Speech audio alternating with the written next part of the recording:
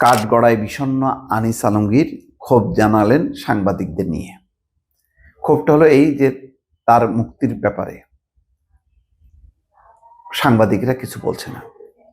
ভাই, আমার কথাটা বলি, আমি অনেকবার বলছি, শুধু আনিস আলমগীর কেন, কারাগারে আটক সকল সাংবাদিক সহ মানে যারা বিনা বিচারে আটক আছে তাদের ব্যাপারে বলছি। আজকে ব্যতিক্রম হলো আনিস আলমগীর দুদক একটা মামলা করছে, সেই মামলায় গ্রেপ্তার দেখানো হয়েছে।